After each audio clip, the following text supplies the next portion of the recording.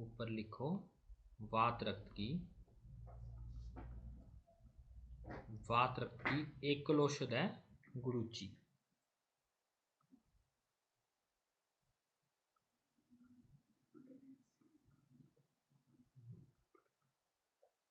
गुरुची। वात रक्त में स्वेदन निषेध होता है। वात रक्त में स्वेदन जो है वो निषेध है। बस्तीकर्म श्रेष्ठ चिकित्सा है।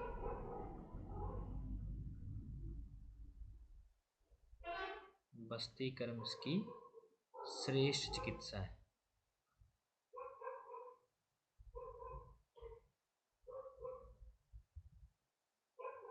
चरक जो है वो वात रक्त को और मेद आवृत वात को, वात रक्त प्लस मेद आवृत वात को आड़े वात कहते हैं।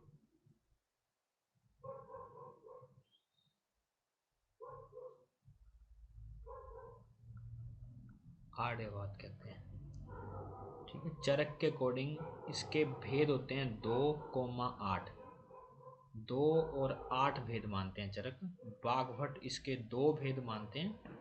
सुश्रुत इसके 1 भेद मानते हैं। शारंगधर के अकॉर्डिंग वात रक्त के 8 भेद होते हैं।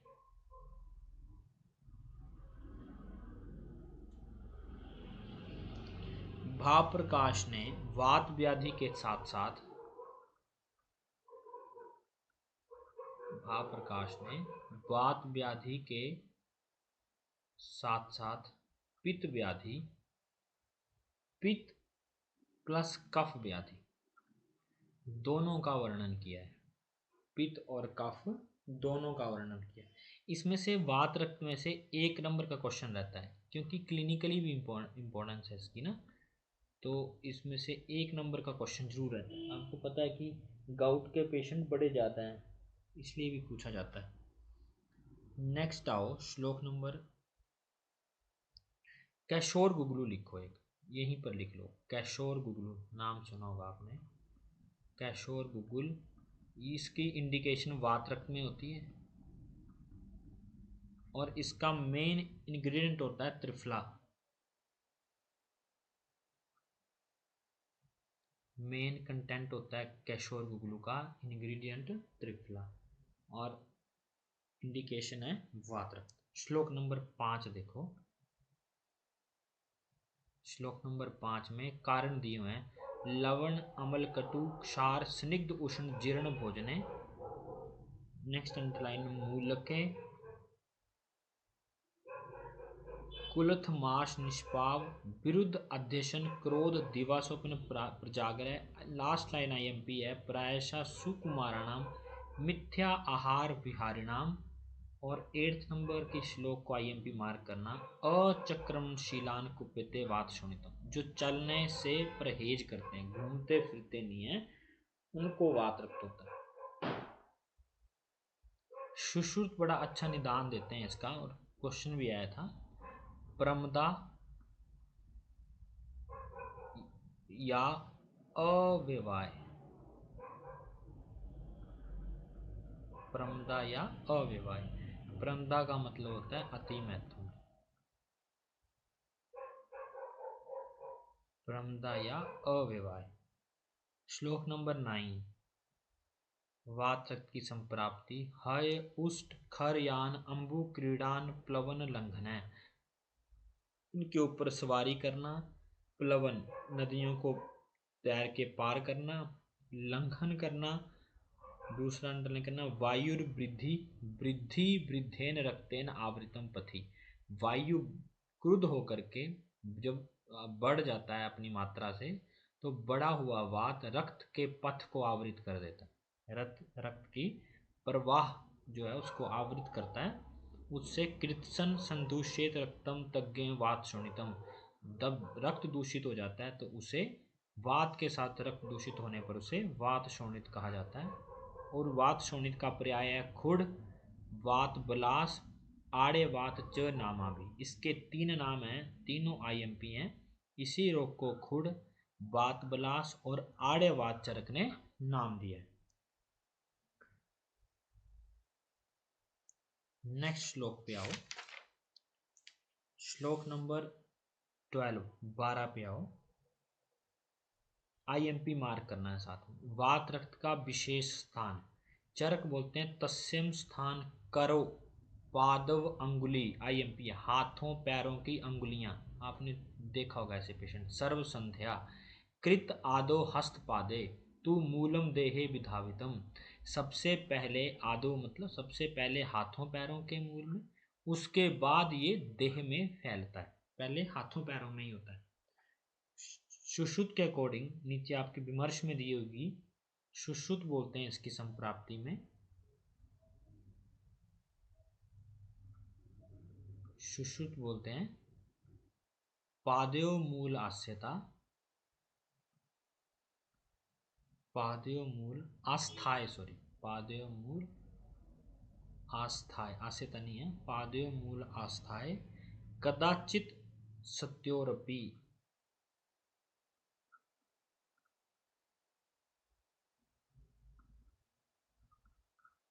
कदाचित सत्योरपि आखोर विस्मिव,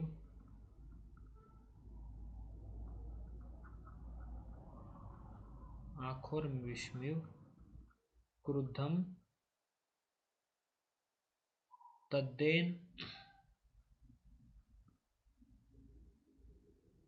तद्देह अनुसर्पितम, तद्देह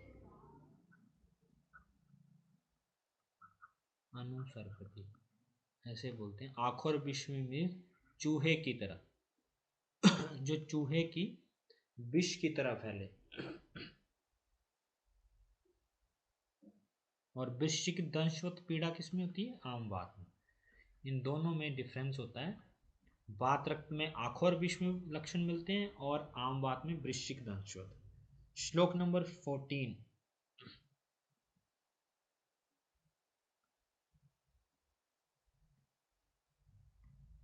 सूक्ष्म्यात् सर्व सरत्वाच पवन आश्रिजस्तथा तद द्रवत्वात् सरत्वात् देह गच्छान शिरायने। सूक्ष्म और सर्व सर गुण होता है पवन में, और अश्रिग, यहाँ पर अश्रिज की बात की हुई, अश्रिग होता है रक्त।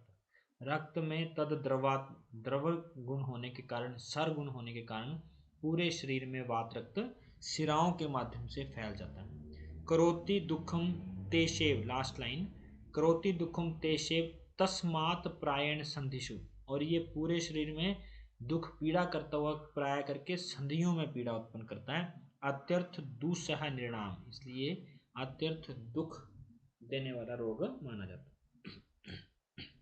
है। नेक्स्ट आओ, श्लोक नंबर 17।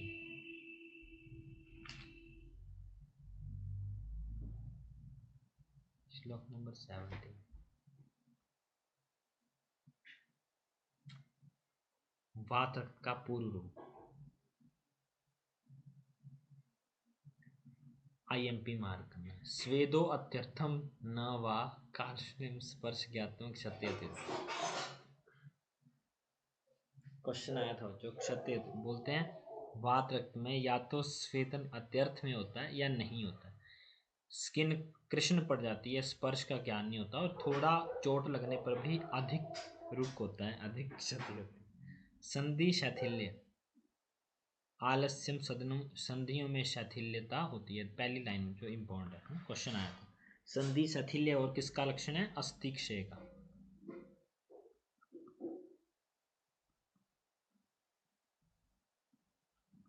संधि शैथिल्य और किसका लक्षण है? अस्थि क्षय का। नेक्स्ट लाइन पे आओ। कंडु संधिषु रुक भूतवा भूतवा नश्यति च अस्कृतम, चास्कृत करके लिखा हुआ ना यहाँ पर, च अस्कृतम। ये जो सकृत है और अस्कृत है, दो शब्द है, सकृत और अस्कृत। सकृत का मतलब होता है एक बार, और अस्कृत का मतलब होता है बार बार। कंडु संधिषु रुग भुतवा भुतवा, ऐसे भुतवा भुतवा शब्द है ना, दर्द जो है वो लगातार उठ उठ के आती है। और नश्यति च अस्कृतम, बार बार नाश होता है, बार बार आती है। ऐसा लक्षण आपको आए तो ये वात रक्त का पूर्ण रूप दिया हुआ। श्लोक नंबर 19, वात रक्त के दो भेद। मोस्ट इंपॉर्टेंट क्वेश्चन है ये, कई बार पूछा था, छोटा सा क्वेश्चन है। उत्तान और गंभीर किसके भेद है, ऐसे पूछा था। उत्तान और गंभीर किस व्याधि के भेद है? त्वक मास आश्रय उत्तान, जिसका आश्रय त्वक और मास हो। गंभीर त्वक का आश्रय अंतरायाम, त्वक के अंदर जिसका आश्रय है वो गंभीर है, और त्वक मास आश्रय जो है वो उत्तान है। श्लोक नंबर 20, उत्तान वात रक्त का लक्षण। कंडू दाह रुग आमे तोद स्फुरन आकुंचने अन्वितम श्याव रक्तता त्वक वाह्यो तांबरा तश्वेत। डार्क अंडरलाइन करनी है, श्याव रक्तता त्वक वाह्य तांबरा।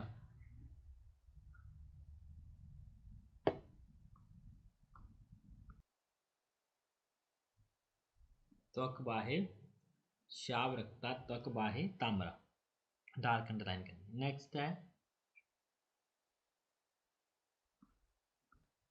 हेलो, नेक्स्ट देखना आप जो 21, गंभीर शवेतु स्तब्धम, जैसे श्याव रखता था ना, यहाँ पर ये वाला लाइन इंपॉर्टेंट है। शवेतु स्तब्ध काठिन्यो अंतर्भिषर्तिमान, इसको पहली लाइन को अंडरलाइन करना डाल। श्याव ताम्रो अथवा, जैसे श्याव रक्ता त्वक बाहे ताम्रा, श्याव ताम्रो अथवा दाह तोद सुपूर्ण पावकम, इसको डी कर लेना सेकंड वाली श्याव ताम्र अथवा को, ये लाइन आ सकती है दोनों ही। किसका उत्तान का लक्षण है, कौन सा गंभीर का लक्षण है। डिफ्रेंशिएट ऐसे ही होगा, एक में इसमें उत्तान में शोथ नहीं होता, गंभीर में शोथ होता है। शोथ स्तब्धु काठिन्य अंतर्भिषर्तिमान, जिसमें अभ्यंतर बात रक्त होगा उसमें शोथ होगा, और बाहर में सिर्फ त्वचा का रंग बदल होगा। और एक में श्याव रक्त त्वक बाह्य ताम्र है, दूसरे में श्याव ताम्र है, इसलिए इसको डी कर लेना। वैसे पहली लाइन जो है वो पूछी जा सकती है। नेक्स्ट है उभय वात रक्त। उभय वात रक्त का लक्षण है वायु संधि अस्थि मज्जाशु चिंद चिंद निवम। उभय आश्रित वात रक्त में अस्थि संधि मज्जा में छेदने जैसी पीड़ा होती है, ऐसा कुछ लिखना चाह रहे हैं ना। नेक्स्ट है श्लोक नंबर 23, सेकंड लाइन में देखना है। करोति खंज पंगु व शिरे सर्वतश सर्वलिंगैश्विज्ञ, IMP है। उभय आश्रित में खंज पंगु शरीर हो जाता है। खंज पंगु मतलब जैसे लंगड़ा और पंगु शरीर हो जाता है, वैसे लक्षण जो देखने को मिलते हैं। दोनों बड़ी इंपॉर्टेंट लाइनें हैं। नेक्स्ट श्लोक नंबर 24 में देखो दोषज के लक्षण। इसमें 8 प्रकार के भेद दिए हुए हैं दोषों के अनुसार। चरक ने 2 भेद भी दिए हैं, 8 भी दिए हैं। 2 भेद उत्तान और गंभीर है, 8 दोषों के अकॉर्डिंग है। वात पित्त कफ रक्त, कफज वात पित्त वात कफ, कफ पित्त और सन्निपातक, दोनों पूछे जा सकते हैं। नेक्स्ट आओ श्लोक नंबर 30। श्लोक नंबर 30 में वात रक्त की साध्य साध्यता याप्यतर असाध्यता। एक दोष अनुगतम साध्यम नवम, याप्यम द्विदोषजम त्रिदोष असाध्यम स्याच्च शिव उपद्रवा। दोनों बड़े इंपॉर्टेंट है।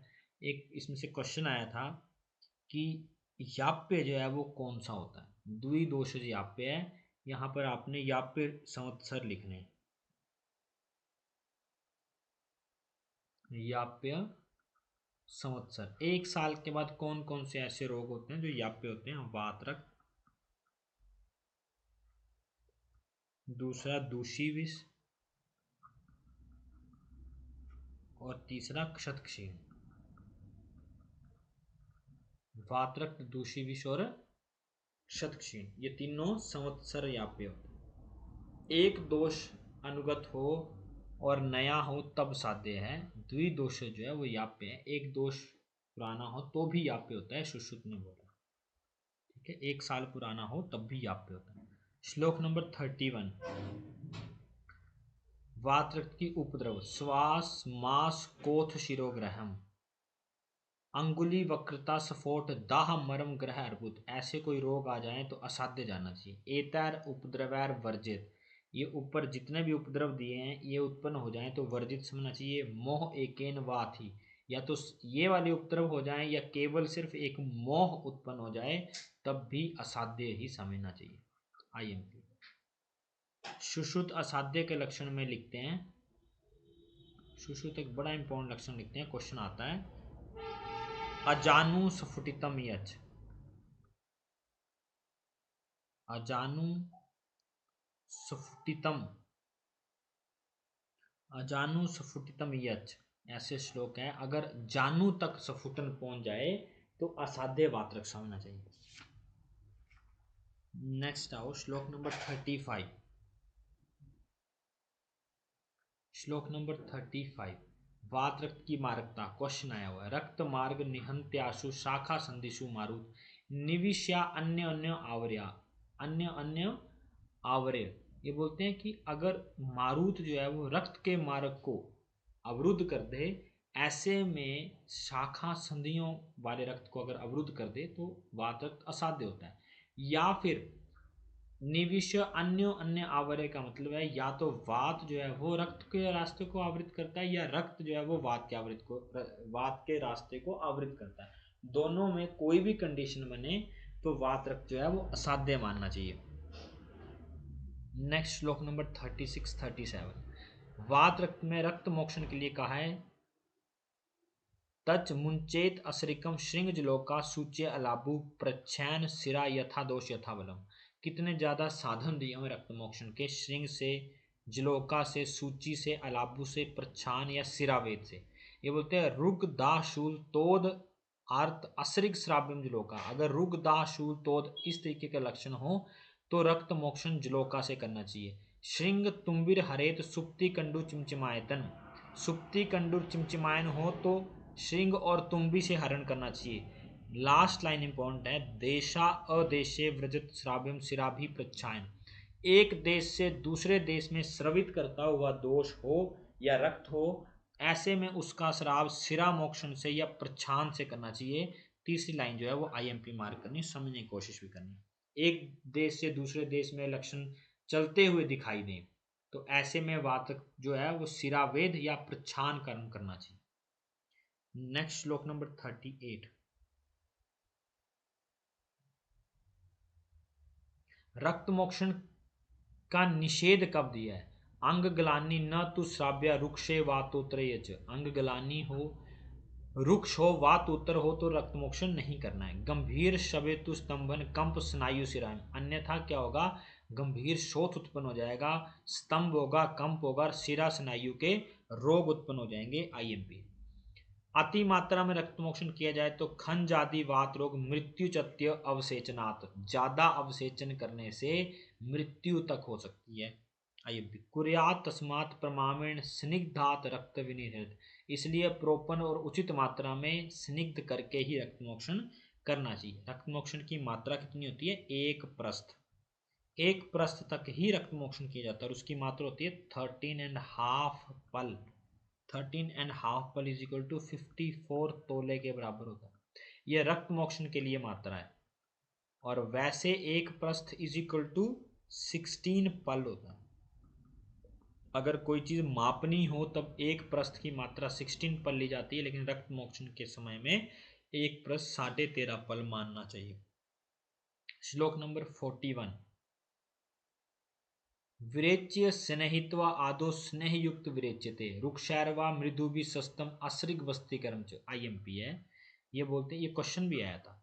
अगर स्नेहित व्यक्ति है तो उसका विरेचन जो है स्नेहयुक्त करना, बोलने का मतलब अगर किसी रक्त मोक्षण व्यक्ति का विरेचन करना है तो उसका पहले स्नेहन करना चाहिए।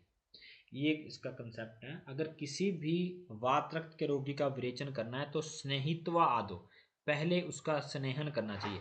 स्नेहयुक्त, अगर व्यक्ति पहले से ही स्नेहयुक्त है और उसका विरेचन करना है तो रुक्ष और मृदु भी विरेचन जो है वो प्रशस्त माना है, और साथ में इसका बस्तीकरण भी किया जा सकता है। नेक्स्ट श्लोक नंबर 43, इस लाइन को समझना जो क्या बोलना चाहते हैं ना, रिपीट करता हूँ। अगर पहले से ही स्नेहित व्यक्ति है तो उसका विरेचन सीधा कर किया जा सकता है।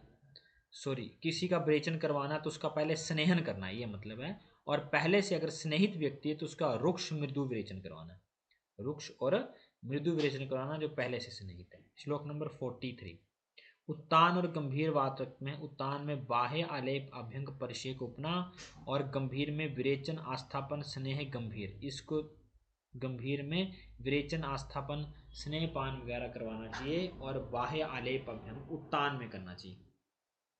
श्लोक नंबर 44।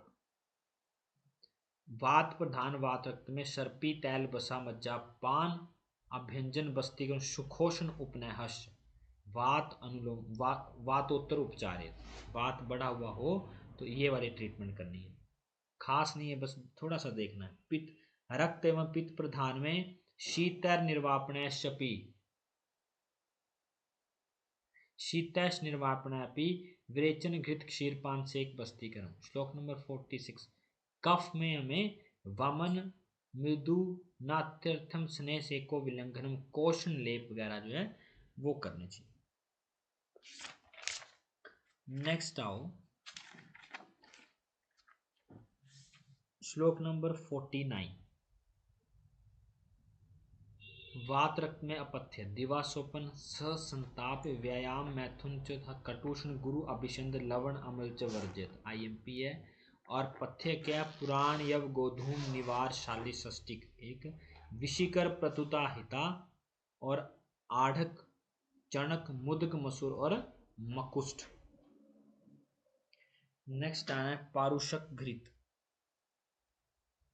नीचे दिया होगा पारुषकम घृतम, निमोनिक लिखना है आपने। सुनो पद्या।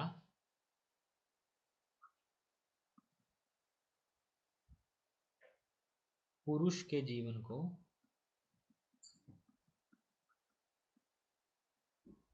पुरुष के जीवन का स्थिर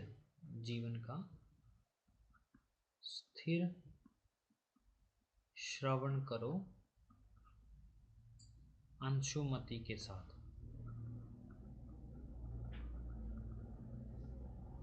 सुनो से आएगा, रिकॉर्ड करना है सुकुमार तेल।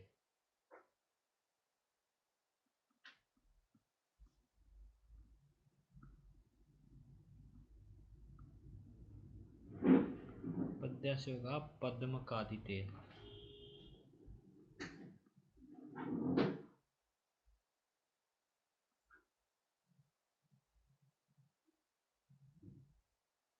महा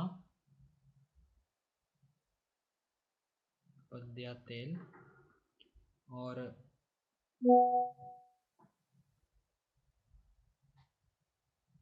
खुड्डाक पद्य तेल, ठीक है। पौरुषे पारुषक घृत, जीवन से जीवनीय घृत।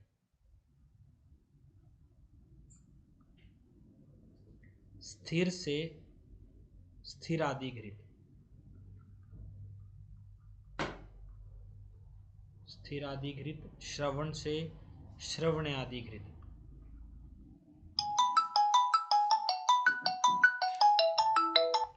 श्रवण आदि घृत। अंशु से अंशुमत्यादि घृत।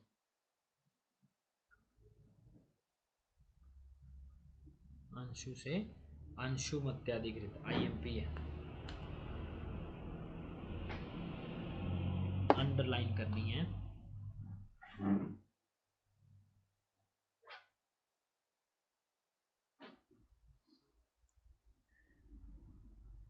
नेक्स्ट आओ जीवनीय घृत। जीवनीय घृत, जीवनीय घृत में इसे द्विपंचमूलीय घृत भी कहते हैं। इसमें इंग्रेडिएंट है 2 पंचमूल। द्विपंचमूलीय घृत भी कहते हैं। लास्ट लाइन जीवनीय इदम सर्पी वृषम बंध्या सुतप्रदा। बंध्या सुतप्रदा, इसकी मात्रा होती है 1 अक्ष। 1 अक्ष की मात्रा में देना चाहिए। 1 अक्ष इक्वल टू 1 कर्ष पर्याय अक्ष का ना, 1 कर्ष भी बोल सकते हैं, 1 अक्ष भी बोल सकते हैं। यहाँ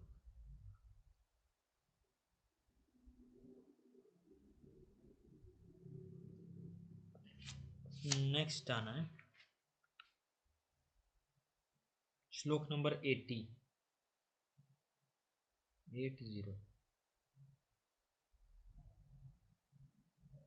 शालिपर्णी सिद्धुग्ध अंशुमते श्रितम पस्थ प्रायश अंशुमते श्रितम प्रस्थम पयसो द्विशितोत्पला, ऐसे लिखा है। अंशुमत्यादि जो श्रित है उसका भी रोगतिकार जो है वात रखते हैं ना, कुछ नहीं, सिर्फ ऐसे ही अंशुमत्यादि श्रित शालिपर्ण्यादि सिद्धुग्ध इतना अंडरलाइन करना है बस। नेक्स्ट आओ श्लोक नंबर 88।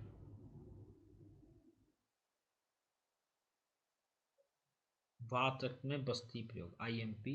निर्हरेत मलम तस्य सघृतम क्षीर बस्ती भी, मल का हरण करना है तो क्षीर बस्तियों का प्रयोग जो है वो करना चाहिए। न ही बस्ती सम किंचित वात रक्त चिकित्सितम IMP क्वेश्चन मार्क।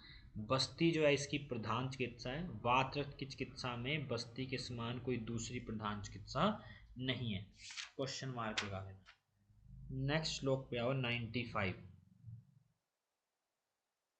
मधु यष्ट्यादि तैल इति मधु यष्ट्यादि तैल, इसमें मुलट्ठी जो है 1 तुला पड़ती है, एक तोला नहीं है, 1 तुला इज इक्वल टू 100 पल के इक्वल।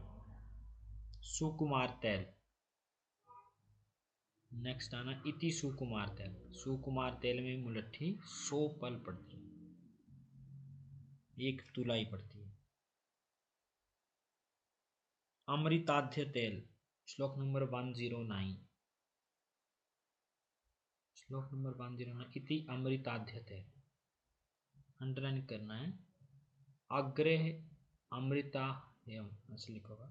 अमृताध्य तेल जो है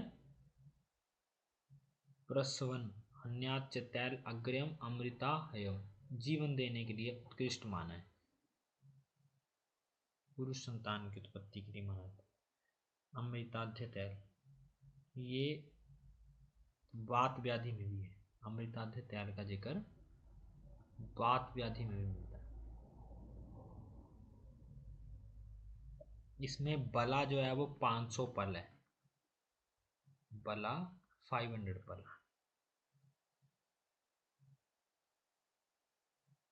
महापद्य तेल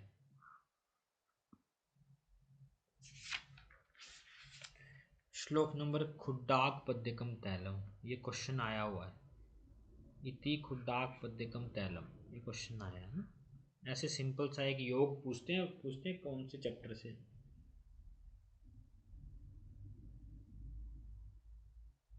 श्लोक नंबर 120।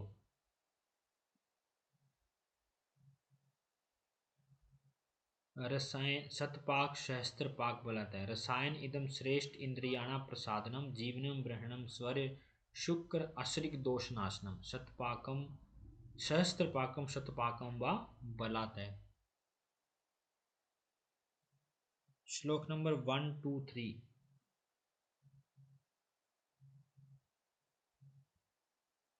इति पिंड तेल, ये बड़ा इंपॉर्टेंट क्वेश्चन है, ये पूछा जाता है। स मधुचिष्टा मंजिष्टा सर्जरस सारिवा पिंड तेल तद अभ्यंग वात रक्त रुजाभम, वात रक्त की पेन में पिंड तेल का प्रयोग होता है। इसमें इंग्रेडिएंट होते हैं MMS, ऐसे याद रखें। मधुचिष्टा मंजिष्टा रस सारिवा, और ये केवल बाह्य प्रयोग में काम आता है, खाते नहीं इसको, इसका सिर्फ बाह्य प्रयोग है। शारंगधर जो है वो पिंड तेल में मुलट्ठी ऐड करने को बोलते हैं, मधुयष्टि या मुलट्ठी ऐड करने को बोलते हैं। सुश्रुत जो है वो इसमें सुश्रुत ने पिंड तेल में दूध ऐड किया है, सुश्रुत ने पिंड तेल में दूध ऐड किया है। शारंगधर जो है मुलट्ठी ऐड करने को बोलते हैं। और जैसे इसमें पिंड तेल में एक ही तेल है, तिल तेल का प्रयोग है, वैसे शारंगधर एरंड तेल का प्रयोग बोलते हैं। चरक ने जैसे तेल का कोई जिक्र नहीं, जहां पर तेल का कोई जिक्र नहीं होता वहां ऑब्वियस तिल तेल लेते हैं, वैसे ही शारंगधर ने एरंड तेल का प्रयोग करने को। 10 मूलीय क्षीर 10 मूल शीतम क्षीरम सध्यम शूल निवारणम, 10 मूल शीतम क्षीर जो है सत्य शूल निवारण माना है।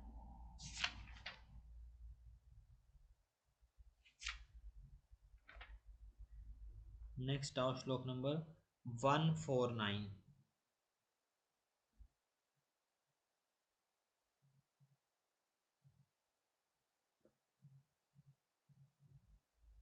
149। वात कफज वात रक्त में प्रलेप, गृह धूम बचा कुश सताहा रजनी द्वय प्रलेप, शूल नुतम वात रक्ते वात कफोतरे। वात कफज वात रक्त में गृह धूम बचा कुश सताहा रजनी एक प्रलेप का योग दिया हुआ है। IMP मार्क कर लेना, हल्का सा देख लेना कि वात कफज वात रक्त में कुछ ऐसे गृह धूम से श्लोक शुरू होता है और एक योग दिया हुआ है। नेक्स्ट आना श्लोक नंबर 157।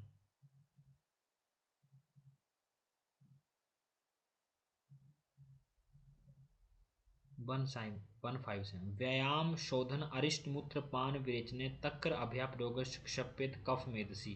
कफ मेदस में व्यायाम शोधन अरिष्ट मूत्र पान विरेचन तक्र अभ्या का प्रयोग करना चाहिए कफ मेदस उपचार करने में, कफ मेद का क्षपण करने में। वात रक्त में विशिष्ट द्रव्य, इसमें क्वेश्चन मार्क लगाना। बोधि वृक्ष कषाय तु प्रपिबेन मधुना सह वात रक्तम जत्य आशु त्रिदोष अपि दारुणम। अगर त्रिदोषज वात रक्त हो, ये क्वेश्चन आया है, त्रिदोषज वात रक्त हो तो बोधि वृक्ष कषाय को मधु के साथ लिया जाता है। मोस्ट इंपॉर्टेंट क्वेश्चन मार्क कर। अगर त्रिदोषज वात रक्त हो तो बोधि वृक्ष, पीपल के वृक्ष को बोलते हैं, बोधि वृक्ष कषाय को मधु के साथ लेना चाहिए। नेक्स्ट है शिलाजतु का प्रयोग बोला है और गुगलू माक्षिक से, गुगलू और माक्षिक का प्रयोग बताया गया। थोड़ा सा एडिशनल लिखना है, चैप्टर खत्म हो जाता है, यहाँ पे थोड़ा सा एडिशनल लिखना है। चरक ने वर्धमान पिपली, वर्धमान पिपली का प्रयोग जो है एक प्रकार का, एक तो रसायन बताया है प्लस प्लीहोदर में बताया। वैसे ही गुड़हरितकी, गुड़हरितकी का प्रयोग चरक ने अर्श में प्लस प्लीहोदर में। सुश्रुत ने गुड़हरितकी, गुड़हरितकी का प्रयोग वातरक्त में और सुश्रुत ने वर्धमान पिपली का प्रयोग भी वातरक्त में बताया। काश्यप ने वर्धमान पिपली, वर्धमान पिपली का प्रयोग राज्यक्षमा प्लस शोथ में बताया। काश्यप ने वर्धमान पिपली का प्रयोग राज्यक्षमा और शोथ में बताया। थोड़े से योग लिख लो। दो कंडीशन होती है, एक होती है रक्तगत वात, रक्तगत वात, रक्तगत वात में केवल वायु की दृष्टि होती है,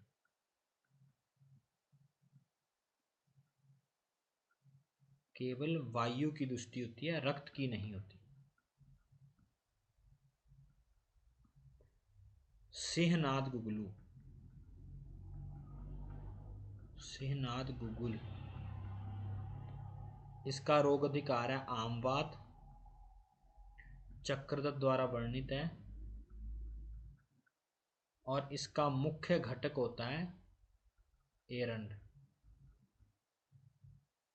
और इसके अन्य घटक होते हैं गंधक, त्रिफला, कोमा गुगुल। दूसरा योग लिखो कैशोर गुगुल, जो पीछे भी लिखवाया हमने, कैशोर गुगुल, ये भी चक्रदत्त द्वारा है और इसका रोग अधिकार है वातरक्त। इसका मुख्य घटक होता है त्रिफला और अन्य घटक होते हैं इसमें गुरुचि, गुरुचि कोमा गुगुल। तीसरा है योगराज,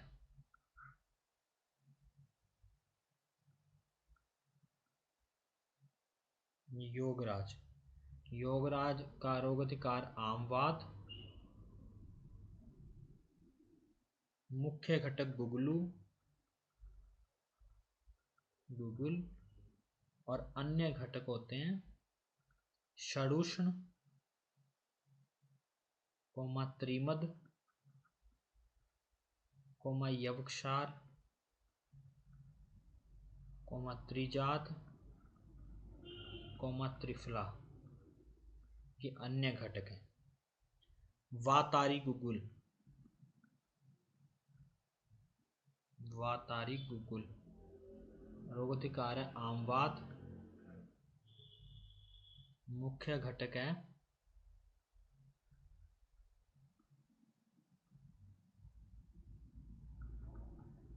एरंतेल,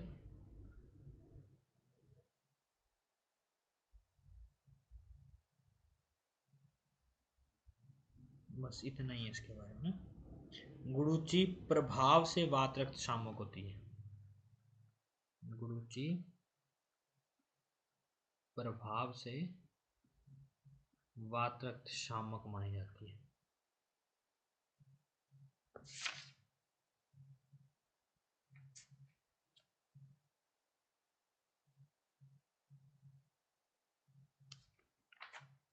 ठीक है, ठीक है बच्चों, आज के लिए